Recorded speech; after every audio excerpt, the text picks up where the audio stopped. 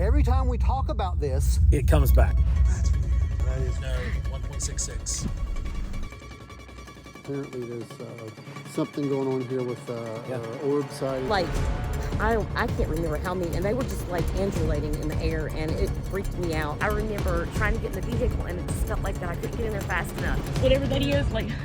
The ultra-terrestrial idea was only one aspect. These things are aware of what we're talking about.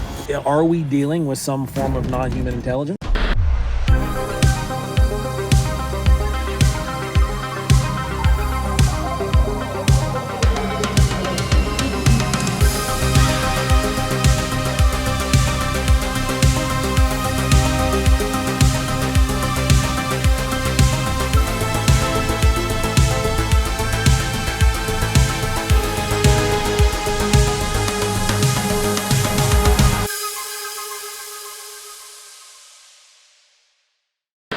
There's a place that we have investigated for years where very strange phenomena seem to occur almost constantly.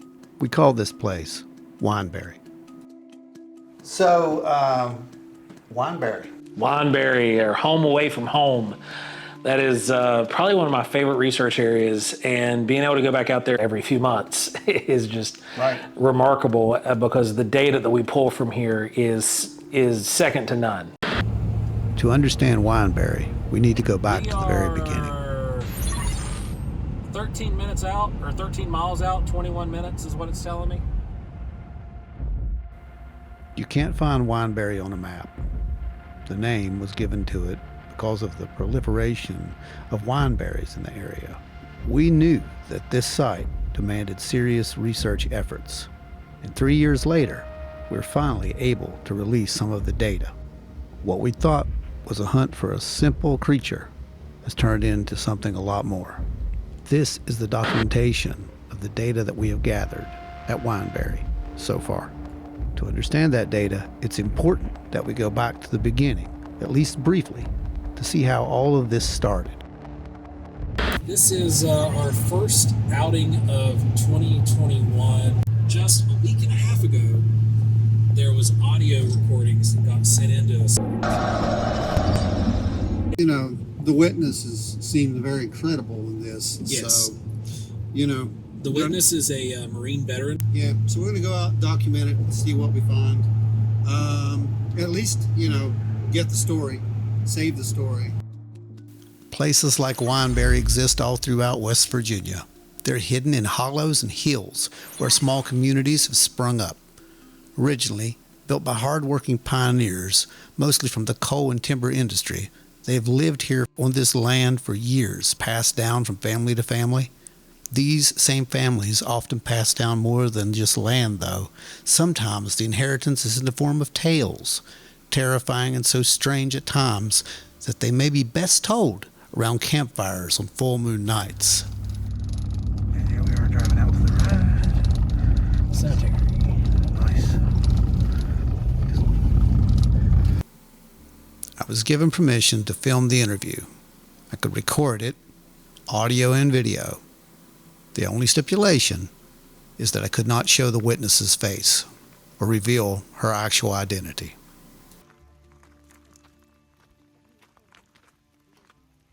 Okay, go ahead and tell your story. I got this thing recording right now. Okay. So just from the rock part. Okay, I heard something to my left of me, and I turned my head, and I seen like a movement. And when I did, there was a humongous bipedal creature staring at me from behind those two trees right there.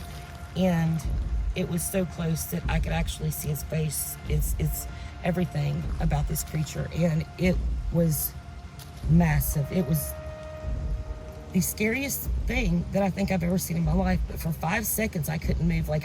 It was like I got stuck. My eyes just got stuck, and I couldn't breathe. I couldn't move, and it was like we were eye contact for it felt like forever, but I'm sure it was like 5 seconds, but it felt like to me forever. So I'm shaking.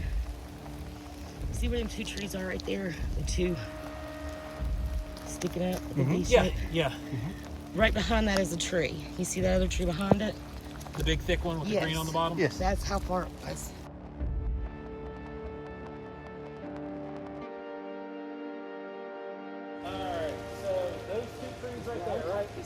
kind of makes it hard to see. And Wow, this was 2 trees. years ago, right? Yeah, So, it was like, I could see more clear. I don't know, Mm-hmm. I guess because of the brush. About what time was it? Do you remember? It was about afternoon. Okay, yeah. Yeah. So I think it was about So you'd have had afternoon. clear view Oh yeah, coming it through was there, a pretty right? day. Let's see how clear it is right here from there. Yeah. You can see everything. So, Just a little bit. Just back up a little bit. so right here against this pine tree. Yeah, just a little bit back up, not far. Tell me when. Right in there. So how much taller than me was it? Because I'm behind the tree. Right. It was a lot taller than you. A lot So, like, taller. I'm gonna put my hand up. Right, a little bit further. He was big, about right there. About right here. Yeah, he was huge because he took up a lot of the. 7.5 feet, 4.5 feet wide. Yeah, he looked about half, almost the size of a back truck bed. The size sounded pretty familiar. It was consistent with most of the other cases that we had come across at this time. There's multiple game trails down there. One of them is big enough and wide enough to where something large is moving through it on a regular basis. It's a very old game trail, so it's been there for a long time. Just to gather the size and location and distance, what she saw was roughly around 7.5 feet tall, standing on a steep incline, and there were very wide game trails. Where something wider than me has been routinely using those game trails for a very long time because they were really worked over and worked down. So basically what I'm saying is I'm liking what I'm seeing so far. Yeah. Yeah, well, it's remote enough, that's for sure. Oh yeah. So now we're going to go to a second area, right? Yeah, we're going to this pond and a spring where there hasn't been any activity around the pond and the spring. She just says it's real weird. It's got a weird feeling around it. But That's a good place right now with this weather yeah, to look for tracks. absolutely, because something is going to need water. It's going to be water. And if there's a fresh spring that's feeding this pond, there's a good chance that whatever's living in this area is visiting the pond, or will also be visiting that fresh spring where it comes out of the water. I agree, yeah, absolutely.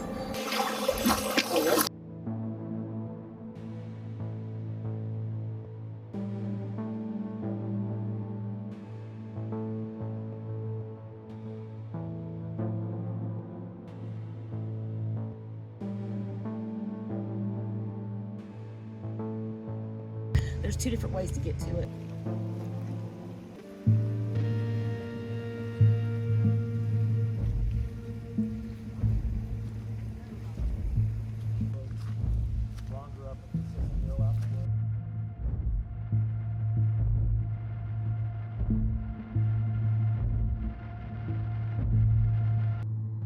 Everybody that's ever came in this holler said it feels eerie. You know, and to me, like, I'll tell you when I start feeling it. We've actually had a lot of activity that takes place right around vernal pools. It's actually where John Tenney's account took place, and he was coming up to a spot very similar to this on the other side of the state. And as you can see, there's actually grass and things like that that are growing underneath the water that you would normally not see underwater. And it's because this pool is temporary. It fills up, it floods up, salamanders and frogs will come in here and breed and lay their eggs. As the water evaporates and goes down, all the critters that are born in here will migrate over there. Right here. I see it. I do see it, but is that just It could be pareidoia. We're just recognizing it as the shape of Yeah. a human foot, but yeah. this is fits the bill for where we're at. It's a deer. Oh, I see It's it. a deer. The pockets right there. Yep. See this? This is a really good example. Of how you can be fooled Yep. in the field. That is a great example. So of how you this can fold. this is a footprint going that way, and then you got 2 feet here. Yep. All you gotta do is clean them up There's sometimes. another one right there, isn't it? Yep. Yeah, There, so you can going definitely over. see it right there. Going over and leaning You in just here. stepped on another one right there. So yeah, they're all over this bank getting water. There were plenty of deer tracks lots of water, and lots of food sources for anything that could be living out here.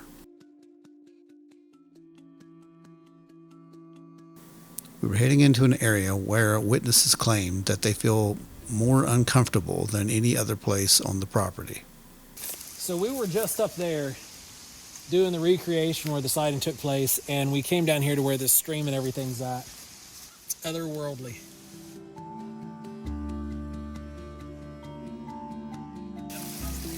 Wow.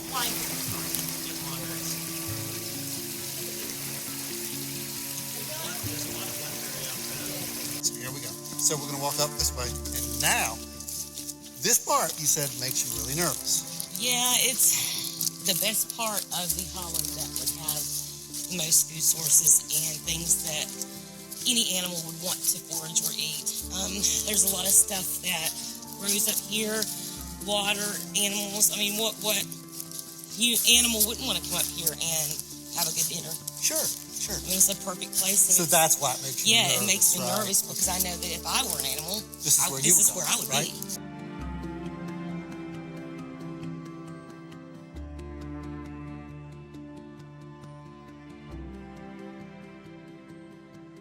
Every place we'd investigated up to now had a good water source, and this natural spring could be a very valuable resource. It could have also been under surveillance, as we received a very sharp wood knock from the ridge above us. Homemade crawdad catcher? Sure looks like it. That's what I thought. Looks like it. It's either that or That's crazy. A water filter. Oh Catching out yeah, sediment. it could be. What was that? What was that? That is the sound. Oh yeah, it could be. What was that? What was that? Did you catch it? We have no idea what it was. We hung around the area for a little bit, but nothing ever repeated.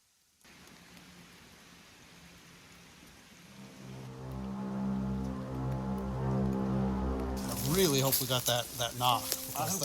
That was impressive. We had a knock, and I took off across the creek to see if we could hear anything or see anything move. But it was a pretty loud knock. I'm pretty sure we actually even caught it on the recorder. I did find this female eastern box turtle. It's been hollowed out and eaten. Something made it. Something made it, and it was broken into here. So this was actually broken into, not chewed on. So this is busted open manually. Just a short distance from where we heard the wood knock, we would find a field of tracks. We got toes. The idea was to not get overly excited and examine this for what it was. This has happened before. Now we have done this several times, and it be like, And once again, This is a bear. It's a bear. It is a bear. What we're looking at here in a bear footprint, this looks like humanoid because of the shape of it, but it's actually a bear double step. See how we have this nice V channeling right here? That is the rear foot of a bear. A bear's rear foot pad has a V shape. So what it will do is its front foot will come in, step here, and then it steps again right here, actually. And then the back foot will come back up and step almost like here's the front foot right here.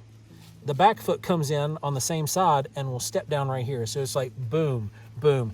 And what that does is it'll create an artificial mid-tarsal break in some point.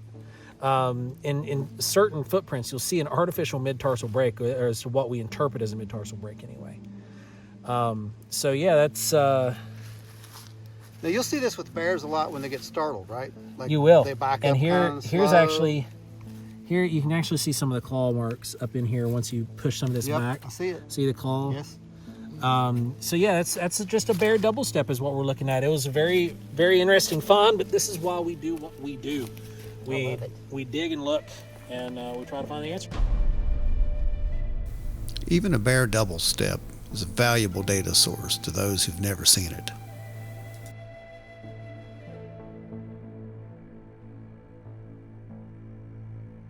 Yeah, something big is walked through here. Like here's another depression I here. don't want to go first. Like y'all, I'll just point the way. I mean, there's something big moving through here.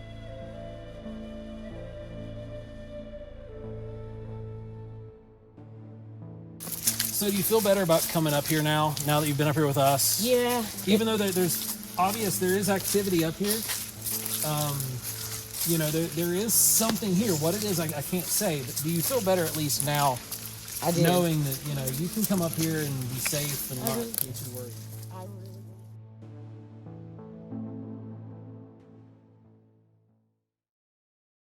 really All right, so we are actually on the walk back to the truck from where we heard that knock, and we just heard something really big move through a thicket. And when I say really big, we heard it from probably about 120 yards away. Oh, at least. So it's on that ridge line. There's something on that ridge, And it came and this it's big. way. It's big. Yeah, whatever it is, it came that way. Bears don't knock Unless it got smart, unless they got smart. you know. But that's I like it. That's fun. It's promising. Yeah. We had no idea how promising it actually was, but what happened next was completely unexpected. It could have come down and on that way too, harder ground. We're not gonna leave depressions.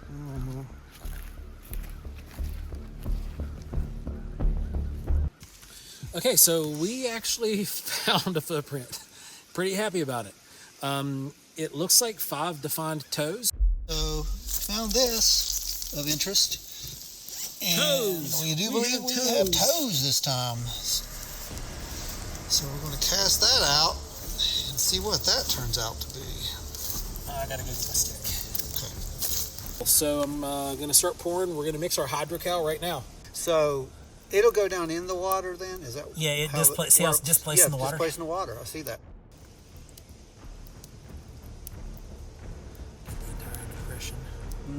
It'll be probably one of the hardest prints I've had to extract so far.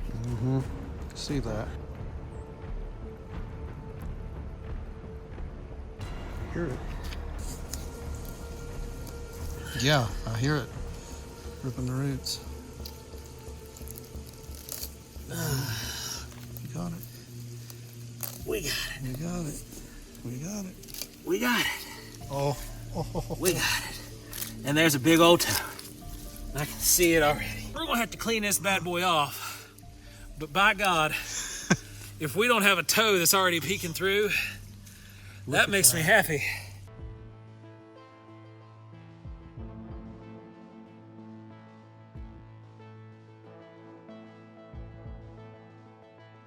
Did you get it? We got something. I don't know what it is. We got something. Oh man. That is a toe. That is a toe. So we're back. It's the day after. Roughly 24 hours. Yeah, since we got home. Yep. We have cleaned up the cast. Yep. It dried sufficiently. We got all the mud off of it. And There it is, right? We have toes. We have toes. Okay. We have toes. All right, so let's they're see. not the prettiest toes in the world. Okay. But we have toes. And when you see the cast beside the picture, Yeah. it is a dead ringer. Like Okay. it's obvious. Okay, let's see it. Convince me. Show me. So let's take a look. All right, let's look at it. You can see the toes. The big toe is probably the clearest. And you can see how big this is. I mean, you're looking at something that's 2 inches long by 1.5 inches wide on the first big toe. You have a separation here. There's another toe, followed by another toe, followed by another toe, followed by the last toe. So we're looking at 15 inches or 14.5 inches long by 8 inches wide at the toes. At the farthest out toe, it's 7 3/4 wide. And then at the width, 6.5 maybe. we're looking at 6 inches wide in the middle of the foot. And then at the heel, right around 5. Yeah. That's a pretty good size. Look at that toe. Look at that. That is almost 3 inches of big toe by 2 inches wide. That is amazing. That is something. That's not a bear. That's not a bear. No. So Yeah. we had those other prints that were indescript that were roughly the same size as Yes. Yeah. And this right here, we lost this. This would have been awesome to get the ball of that foot. But there was just a big tuft of grass. You can see the roots there, and it just kind of So, I mean, we're really lucky to get what we got. We're very lucky to get what we got in that condition. So, and this is in a location the audio recordings were pulled from just 2 weeks ago. Yeah. Which, we got to look at it for what it is. That's pretty substantial. It is. In my opinion, it's pretty substantial. It's pretty, whatever this was that left this track was big. Whatever it was. Following our investigation, Beth decided to go out and conduct her own research into the area. What she found went far beyond just an ordinary Bigfoot phenomena. It illuminates. I don't know what it is. And it goes from high to low. There it is again. It was time for us to go back. This should be good and set now, though. Okay. So we made a mold off the original because there were some other researchers who were wanting copies as well. And we did put her a metal hanger in it so she can hang it up on the wall. Here we are.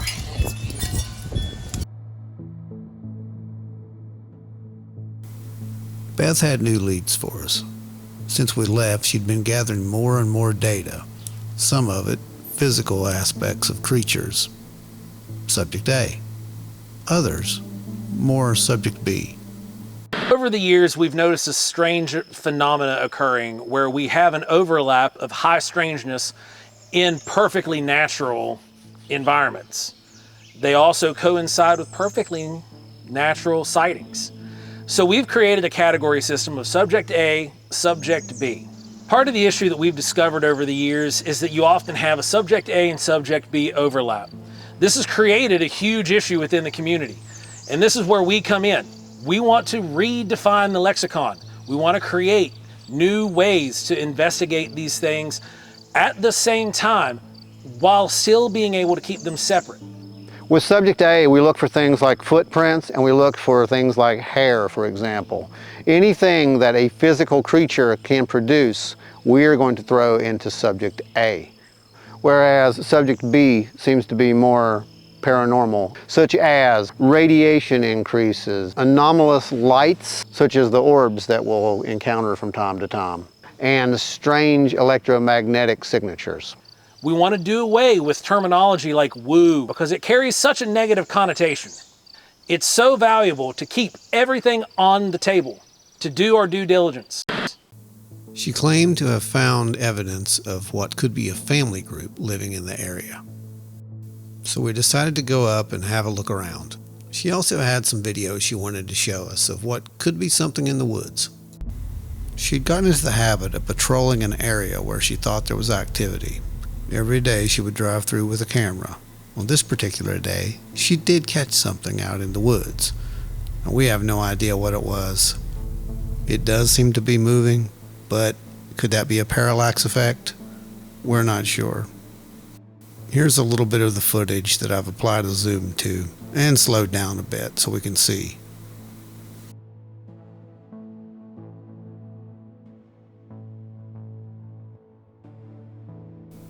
Whatever it is, it does seem to have form, but there's just not enough data. It's right in here as we had that bear last time. So you're looking at the same area. He's still here. Come here. Okay. What am I looking at? Coming Watch down. my shadow. Coming down. Hang on. Go ahead. Got your shadow. See that? Yeah, I see it. Yeah, I see it. I don't know what it is, but I see it.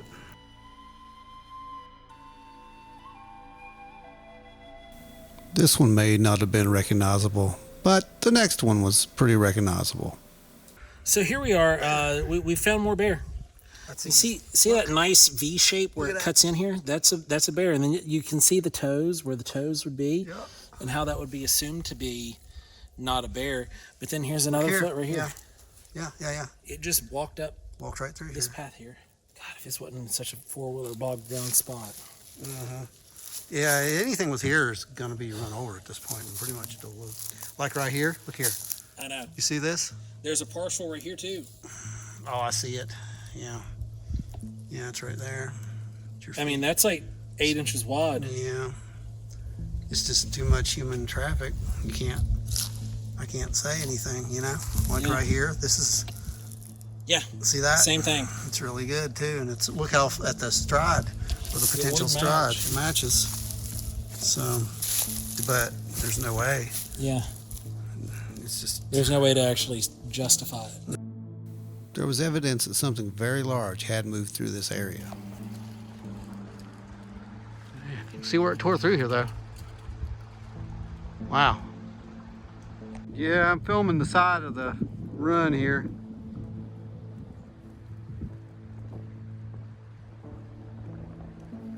So it's definitely barreling up through there, right? Oh yeah, I'm looking right into the mouth of a bear den. Well, aside from the weird noises and some strange readings, There's something here. Yeah. I mean, I just don't know what it is. This place would only get stranger after we left, though. Where are you? Things would begin to escalate, and high strangeness would take over. I see your eyes. What are you?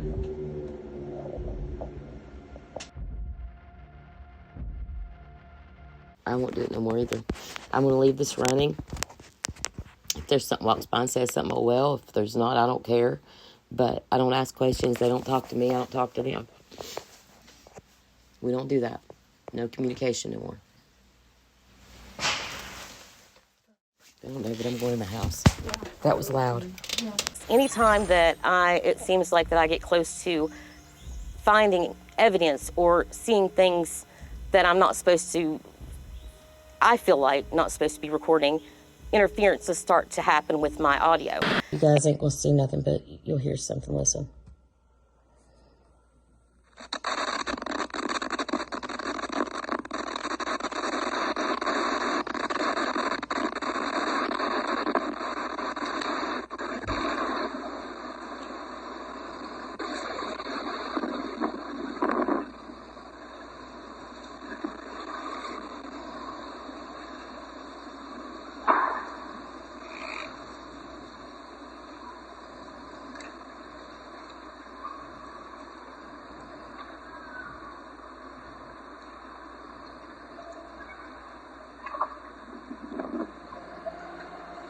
And that happens quite a bit here. I will collect evidence to point me one way, and I'm like, all right, man, I'm getting somewhere.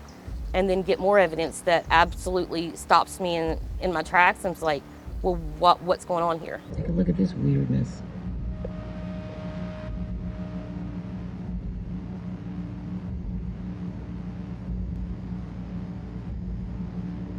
What is this? What is that?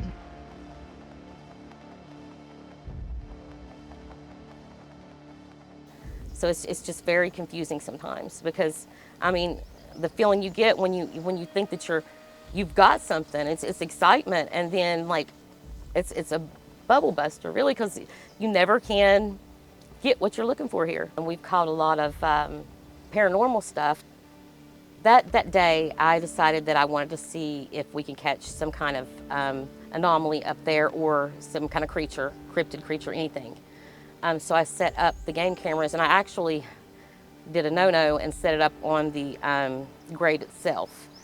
And it was pointing at my grandmother's grave, and my grandmother always used to tell me, you know, that she had a guardian angel, and before she died, she would say that she'd seen her guardian angel that would hang above her bed. Well, we captured what looked like an angel above her grave. Spider web, insect close to the lens, or some type of apparition.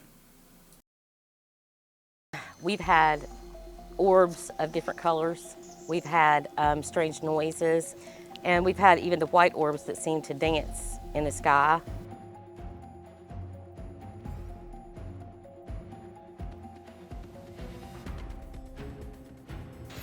Once again, Wineberry seemed to be calling us back. This time, we would take a little something extra with us.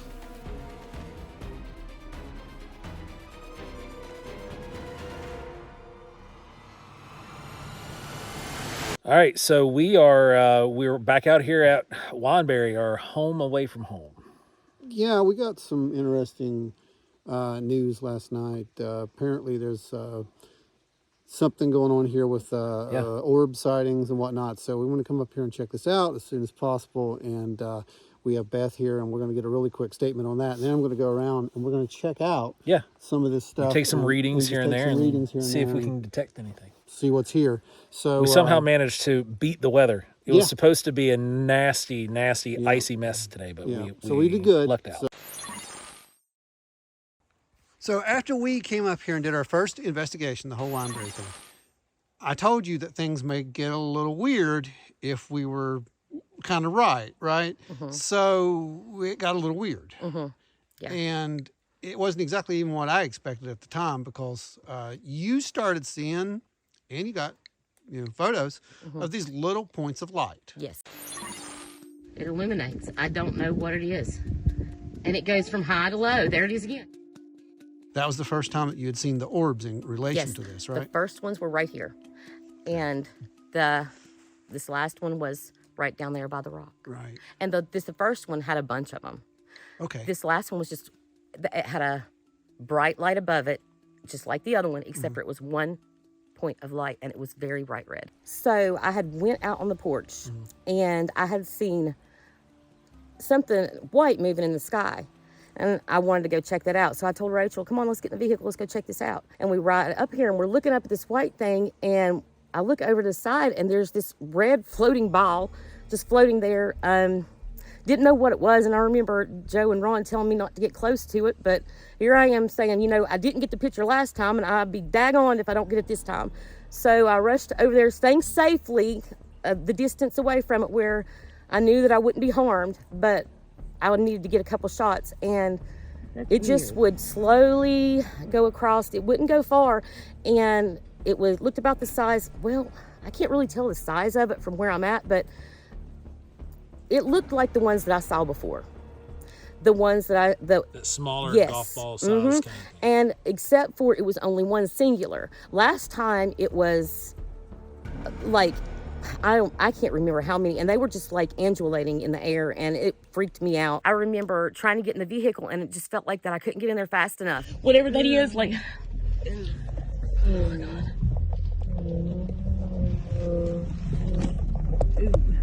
I don't know what that is. And I wasn't brave enough to try to stay and get photos, but this time I got a couple.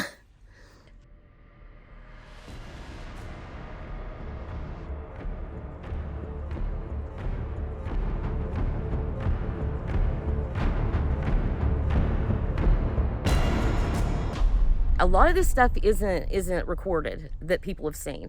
I mean, I can sit here and tell you these stories all day long, but nobody else is getting the data that needs to be gotten here. So what I'm trying to do is just get a little bit of data so it would be brought to attention so that we can get down here and figure out at least a little bit, a portion of what's going on here, because nobody knows. It's a very strange place. It just seems like this hodgepodge of paranormal stuff. It don't make no sense. Well, that's the whole point. And it kind of seems like it's just there to make you say, there's no way that this could be real. Yep. And there are skeptics who are going to look at this regardless of what we bring to the table, and they're going to say, that's just, this or that. And that's funny to me, because they're not here experiencing this stuff.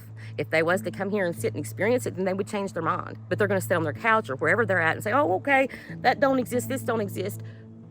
Bet you if they came here, they would change their minds. I think you have to open your mind when you come up here. And another point that I want to make is that once I started with this, it wasn't as hectic. Like, things just start, like, one thing happens, the next thing happens, the next. And then, like, when I get onto something and I'm starting to figure something out, something else happens. So it's always making you go in different directions. You can't just sit and figure one thing out. It's always a jumble. And I think that's the way it wants it to be for some reason. It's never just normal. And if you look at the photo, it's going right that way, and it would be probably right around where that rock would be, wouldn't I would say. So the rock right there. Personally, I have no idea what is out here. I couldn't tell you what's out here. This place is weird. We brought some equipment along, and we're going to take a look and see if we can pick up anything.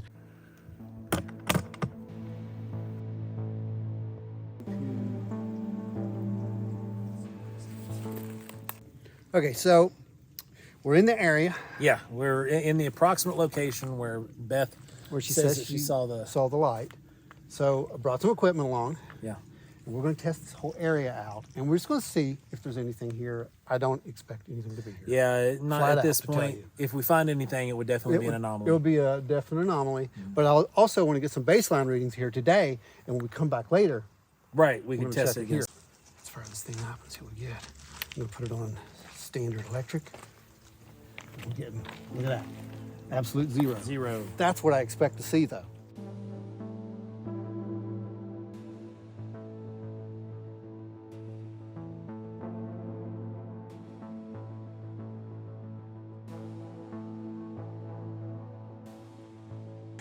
.24 has been the highest reading I've had so far.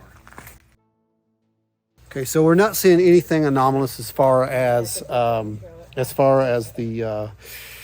the radiation, electromagnetic radiation. Well, I've got 0.7 milligauss high. See, we're back at 24 again. So at 24 CPM. 25, 27. So that's still normal. It's still well within normal. Yeah, still well within normal range. Because this is too, but we had a 0. We hit 30. And now we, 30. We just hit 30 there? Okay. See, Yeah, 30 CPM. and holding. And holding at 30. Oh, just dropped, right? No, back No, line. still at 30. Find out what's in there, because that's, that 30. should be going back down. Does it have quartz That rock shouldn't in be it? staying. 30, 29, 30, Yeah, that shouldn't be staying there. 31. A little closer. That's about the area. I do have a very, very weak magnetic field right here, guys.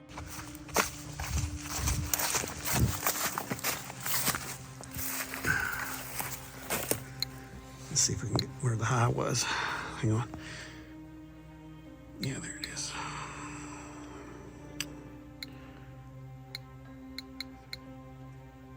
You got normal. Yeah, everything's normal. It's all normal now.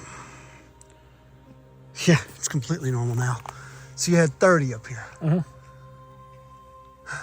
it stayed there for a while. It did. It went between 31 and 29, back and forth for a solid minute. Yeah, and now as I'm standing here, It's down into back the teens. to where it should be. So let's hold out here for just a second and see if it goes back up into the 30s. Just in this area. Well, you were near this rock. Yeah, right? I was down here. Come on down here near this rock. Let's get near this rock. Watch this little deer trail here. It's muddy.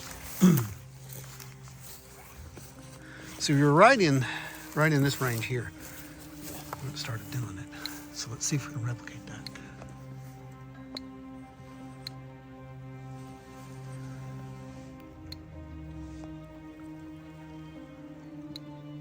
Smell where a skunk has been. Yeah. Radioactive skunks. That's a new one. Yeah, I don't. It's not coming. It's not doing it, right?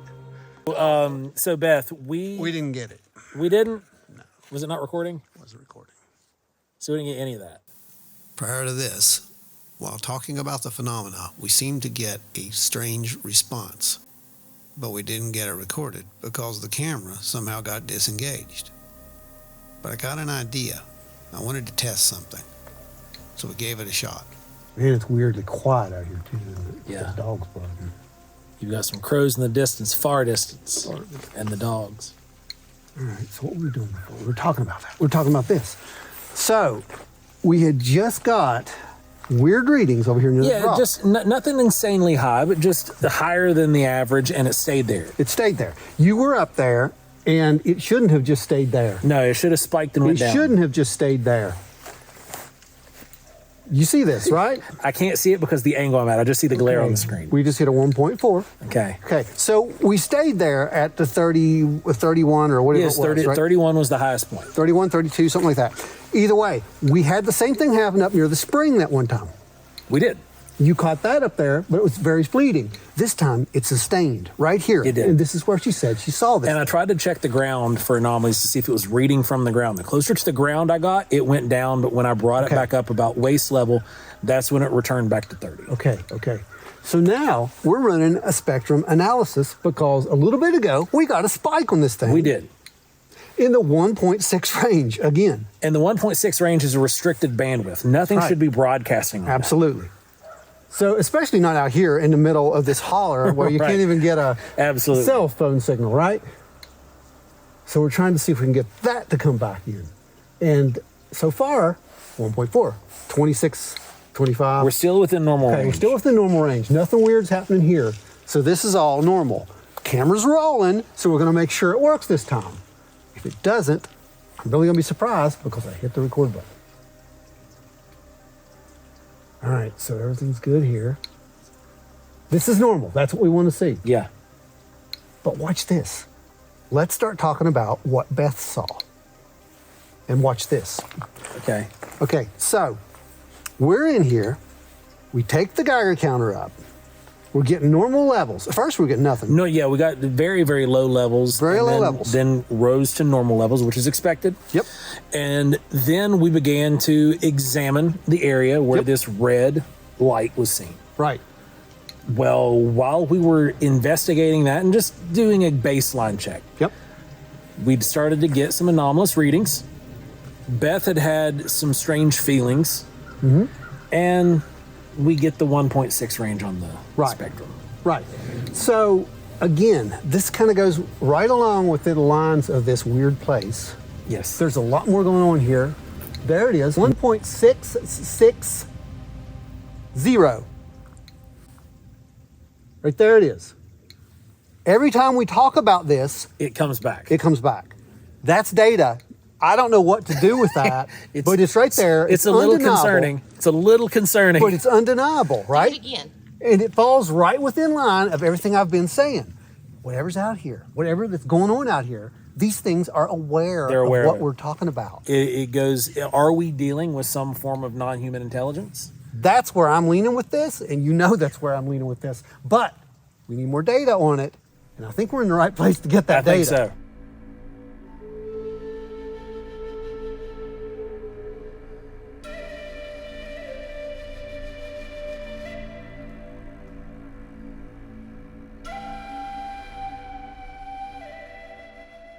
And you said before, when you talked about this, long time ago. Real quick pause. Yeah, what'd you get? We're closer to I the know. lines now, and I you're know. getting a lower reading here. Huh? That's weird. Is it on? Yeah, it's on magnetic. Yeah. We should be getting the EM right here. Mm-hmm. 0.1? Yeah. That's weird. I'm just saying. Yeah, that is. No, 1.66. At 79 decibels. Hold it down a little bit. There it is. And it's, did you get it? I got it, right? I think I got it anyway. I got a 2.49 right now, but I see the 1.6. It's right there. So that happened right before I started to ask questions, right?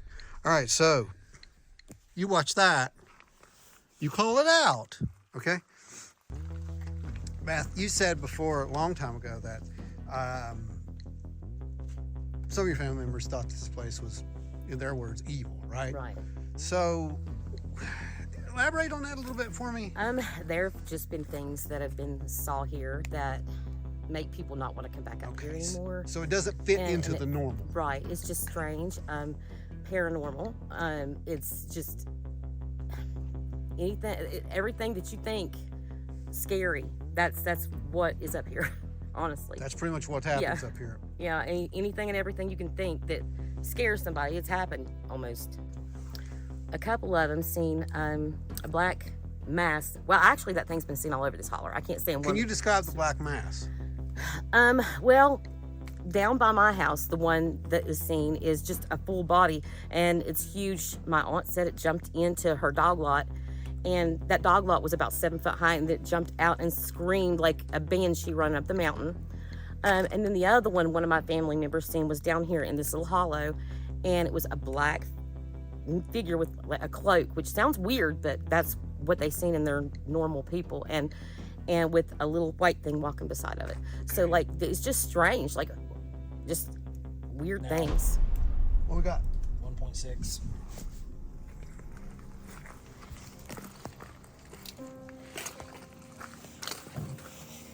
Yeah, we do. There it is. And the woman that was with Mom died shortly after they seen her. So, I still have a steady 1.6. Very strong signal. Now, Have you yourself ever felt any, like, Oh, I hate to use the word, but any like sense of evil or foreboding, anything like that? Or is it just kind of like fear and just get out? Sometimes I'll have to get out of the hollow because I'll get depressed. Like it's once I leave this place, I'm okay.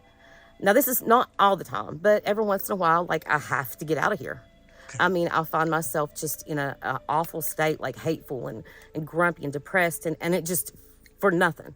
Okay. And then once I leave, I'm fine, and then there's the other feelings of sometimes when you come up here, it's dread or it's anxiousness or anxiety and stress. Like it's just, there's something here that's just not normal. And you know what, it's misunderstood more than anything. I think, like, I don't think it's evil. I think it's more, misclassified, misidentified. It's just electricity, energy, just something here, just very powerful. So, we talked about this years ago. When we first came up here, you said there's some weird stuff that happens up here. And you said there was UFO sightings up here as well, right? Yes. So they've seen UFOs, they've seen apparitions, they've seen non-human things, right? Yes. Weird paranormal stuff. There have been 2 cases of doppelgangers. Really? Sure have. Wow. Can you explain that one? This was back in the 70s, I think, and they're deceased now, but it was my mom's aunts, and one of them was in a couple towns away, and the other one was there, and she said that she just walked past her and she wouldn't say nothing to her, and then later on she called and she was all the way in the other town. So whatever it was, just walked past her, didn't say anything. And the other one was when my mom was with my grandmother. My grandmother was getting sick, and she had the camera set up to where she could see if anything happened to my grandmother. Well, when my mom picked up her cell phone in Beckley to check on my grandmother, my mom herself was sitting there in the living room. So that's another case. So that was in my house. And that happened in your physical house right now, like yes. where you live now? Yes. Okay. We have people that have seen apparitions since they were little. Even a member of my family seen a Chinaman in that house right there looking over her when she was asleep and she was young. From doppelgangers to black masses to UFOs to the orb to just you name it. And it's been seen here. And it's just strange. I don't know if we'll ever know exactly what it is, but it's something. I think we've kind of got the data that says you're absolutely right about that. There's definitely some weird stuff going on out there. It's strange here. Honestly, it's one of those things where I feel a little unsettled, if I'm being completely honest. I expected some kind of anomaly today. Yeah. I did not expect a repeated 1.6 signal. Yeah. At a really high decibel rate, no less. And the decibel is the power of the signal. Okay, so that's when we say that's the power of the signal. So that has, that means that whatever it was very strong right there in that area. Almost as if the beam while it was there. Almost as if the signal was being directed straight at us. The idea was to go in there and recreate everything that we were doing. Yep. And we did. All it was a matter of was saying, okay, let's start talking about the exact same thing we were talking about, and we got reaction. It seems like the telling of the story when Beth began to recount what happened and where it happened and what was saw, it was as if that signal then just came to life. What that means essentially is that something was there and listening, and whatever that thing is that is listening was listening for itself. It almost seemed like something was very aware we were there. Something was trying to communicate. To get our attention. It was communicating in some form, right? Yeah. I would call that contact. Yeah. What it was, I don't know. That's the data, and we're going to look at it a little bit more. But yeah, like you said, we're coming back out here, and we're bringing everything the next time, and we're going to see what we can find out there. Wineberry was now causing us to ask a lot of hard questions, so it was time to reach out to other researchers for their insight into what could be going on. Steve Ward is a noted historian and researcher of all things paranormal. His specialty, though, is John Keel, and I wanted to know more about what Keel thought about some of these phenomena, especially his ultra-terrestrial theory. The ultra-terrestrial idea was only one aspect. And what he was really talking about there was that these objects, whether they be UFOs or some kind of a cryptid, he called them transmogrifications of energy. There was some kind of a intelligence or source, sort of extra-dimensional, that we might even sort of co-create with our belief system. The objects, if you go throughout history of UFOs, seem to change their identity somewhat. You have the meandering lights, and some people thought, well, they're fairy lights, or some even thought they were witches carrying their lanterns on a broom. And then you had the majestic airships, always ahead of our technology. Some of them, I'm sure, were journalistic hoaxes, but some of them were just blobs of light.